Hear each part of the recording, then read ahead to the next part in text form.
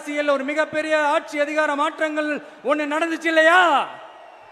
அதே மாதிரிதான் அடுத்த வருஷம் 2026ல அப்படி ஒரு வரலாறு திரும்ப போகுதுன்னு உறுதியா சொல்றதுக்கான மாநாடு தான் நம்மளோட இந்த இரண்டாவது மாநில மாநாடு. விக்கிரவாண்டி விசாலையில் நம்மளுடைய ஃபர்ஸ்ட் மாநாடு நடத்தணும், வெற்றி கொள்கை திருவிழா.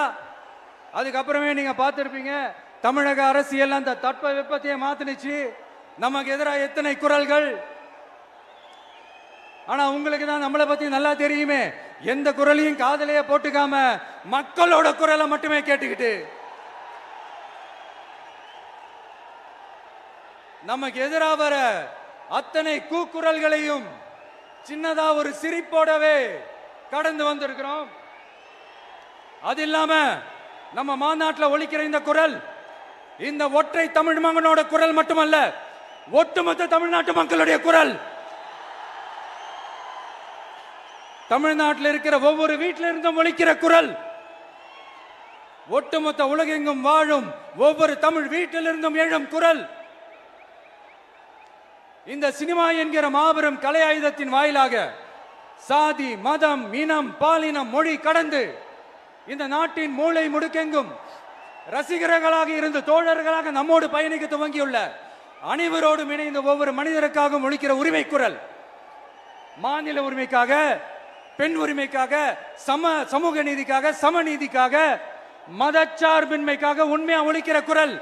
அதனால் இந்த குரலுக்கு எதிராக இன்னும் இன்னும் எத்தனை குரல்கள் வந்தாலும் ஓங்கி ஒலிக்குமே தவிர ஒரு நாளும் ஓயவே ஓயாது. Yes, it is an unstoppable voice, an unstoppable force.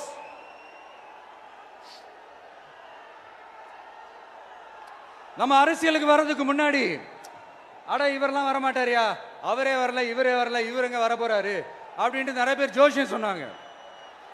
அப்புறம் நம்ம கட்சியினுடைய பேர் அறிவிச்சதுக்கு அப்புறம் பேரு தானே அறிவிச்சிருக்கிறாரு, மக்கள் கிட்ட பேர் வாங்கணும்ல, அதெல்லாம் முடியாதுன்னாங்க. அப்புறம் ரொம்ப முக்கியமா மாநாடுலாம் எவ்வளவு பெரிய விஷயம், அதெல்லாம் இவர் ஒத்தால எப்படி பண்ண முடியும், சும்மா பக்கத்தில் புஷியானதை வச்சுக்கிட்டு மாநாடுல எப்படி நடத்தி காட்ட முடியும், அதெல்லாம் அவங்களால முடியாது. அப்புறம் மழை பெஞ்சு எல்லாத்தையும் எடுத்துரும், ஏன் என் கூட இருக்கிறவங்களே கூட தான் சொன்னாங்க. அதுக்கப்புறம் என்ன நடந்துச்சுன்னு உங்க எல்லாருக்குமே தெரியும். இப்ப புதுசா ஒண்ணு சொல்ல ஆரம்பிச்சிருக்கிறாங்க. அது என்னடானா, ஆட்சியை பிடிக்கிறதெல்லாம் அவ்வளவு ஈஸி இல்லை இல்லையா.